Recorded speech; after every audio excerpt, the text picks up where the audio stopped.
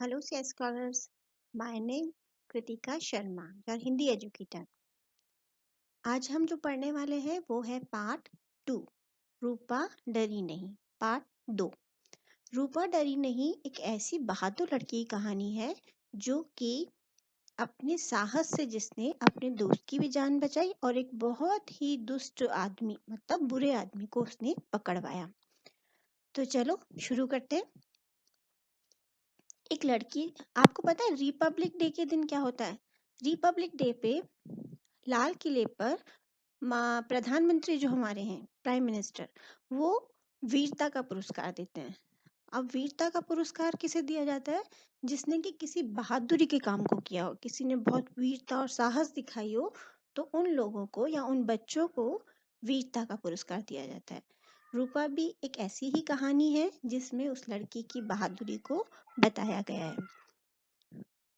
एक लड़की थी जिसका नाम था रूपा। बहुत ही निडर लड़की थी। निडर मतलब जो डरते नहीं है, उन्हें हम बोलते हैं निडर। और उसे पढ़ने का और खेल कूद का भी बहुत शौक था। एक दिन रूपा, मनीष, रुचि और रूपक, ये उसके दोस्तों के नाम है। मनीष, रुचि, रूपक, ये सब रूपा के साथ मिलकर चोर सिपाही खेल रहे थे, मतलब छिपम छिपाई। रूपा ढूंढ रही थी और सब छुप गए थे। तो उनमें ही जो मनीष था वो कहीं दूर जाके छुप गया। मनीष को ढूंढते ढूंढते गन्ने के खेत में पहुंच गई। वहां जाके उसने क्या देखा? मनीष के हाथ पांव रस्सी से बंधे थे और उसके मुंह पे कपड़ा बंधा हुआ था। रूपा देख के थोड़ा सहम गई, लेकिन वो डरी नहीं। उसने साहस बटोरा, मतलब अपने अंदर हिम्मत को पैदा किया, हिम्मत लेकर आई और उसने मनीष के मुंह पर जो कपड़ा बंधा हुआ था उसे खोल दिया। तो मनीष के मुंह का कपड़ा खोल रही थी, तभी किसी आदमी ने आकर उसके कंधे पे हाथ रखा। लेकिन रूपा डरी नहीं। उसने उस आदमी के हाथ को जोर से काटा और वहां से भाग गई। वो आदमी भी उसके पीछे पीछे डंडा लेके भाग।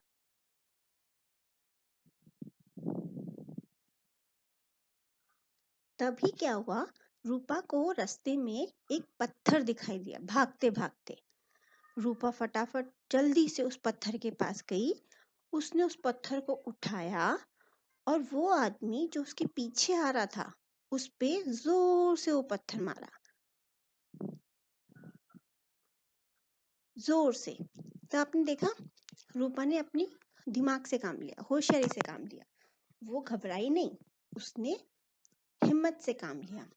अब आप मुझे कुछ सवालों के जवाब दीजिए। पहला, ये रूपा के दोस्तों के नाम क्या था? नाम बताइए उनके। दूसरा, सब बच्चे कौन सा खेल खेल रहे थे? और तीसरा, गन्ने के खेत में कौन छुपा था? उसका कौन सा दोस्त था जो गन्ने के खेत में जाके छुपा था? आप इन प्रश्नों के उत्तर अपनी नोटबुक में लिखकर रखिएगा। चलो अब आगे की कहानी देखते हैं। रूपा ने जैसे ही उस आदमी को पत्थर मारा, उसका निशाना एकदम ठीक बैठा, एकदम सही, और वो आदमी गिर गया। उसकी आंखों के आगे अंधेरा छा गया, वो लड़खड़ा गया और उसके हाथ से डंडा भी गिर गया और उसके सर पे भी खून बहने लगा। जैसे ही डंडा गिरा, रूपा ने उस डंडे को उठाया और उस डंडे से उस दुष्ट की, उस बुरे आदमी की खूब पिटाई की और वो आदमी जो था वो बेहोश हो गया। रूपा ने जल्दी से मनीष के हाथ पांव खोले रस्सी से और उसी रस्सी से रूपा और मनीष ने मिलके उस आदमी को बांध दिया। ठीक है। अब उसके बाद रूपा वहां खड़ी होकर उस आदमी की निगरानी करने लगी, चौकसी करने लगी कि कहीं वो भाग न जाए। और मनीष भाग के गांव वालों को बुलाने गया ताकि वो रूपा की मदद कर सके। ठीक है। तो मनीष भागा और गांव वालों को बुला लाया। जब वहां गांव वाले आए तो उन्होंने रूपा के साहस की, बहादुरी की बहुत प्रशंसा की। और उसमें से एक आदमी उस आदमी को पहचान गया जो कि दुष्ट था। उसने बोला, अरे ये तो हमारे गांव से भागा हुआ दुष्ट खचेरू है। खचेरू उस दुष्ट आदमी का नाम, बुरे आदमी का नाम। पुलिस इसको गिरफ्तार करना चाहती थी।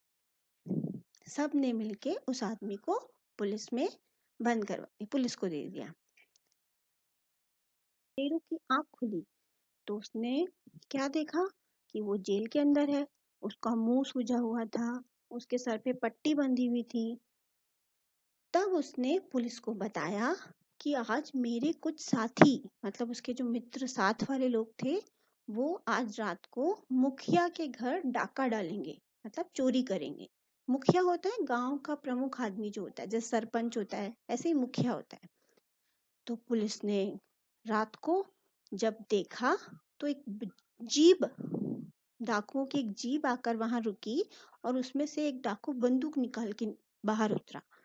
तो पुलिस ने उन सब डाकुओं को रात को पकड़ लिया और दूसरे दिन समाचार पत्र, मतलब न्यूज़पेपर में रूपा की बहादुरी का किस्सा उसकी फोटो के साथ छपा।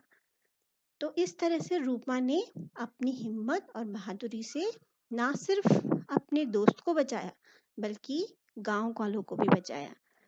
तो अब आप फिर से कुछ सवालों के जवाब दीजिए। पहला ये कि दुष्ट को रस्सी से किसने बांधा था? दुष्ट मतलब वो बुरा आदमी। दूसरा, उस दुष्ट का नाम क्या था? बुरे आदमी का नाम क्या था? और तीसरा कि डाकू रात को कहाँ डाका डालने वाले थे? तो आप इन सब प्रश्नों के उत्तर अपनी नोटबुक में लिखिएगा। अगली बार जो वीडियो हम लेंगे, नेक्स्ट वीडियो हमारा जो आएगा, उसमें हम इस पाठ के पीछे के शब्द अर्थ और क्वेश्चन आंसर समझेंगे। ठीक है, तो आप इस कहानी को देखिए और पढ़िए और मेरे सवालों के जवाब अपनी नोटबुक में लिखिए। Thank you.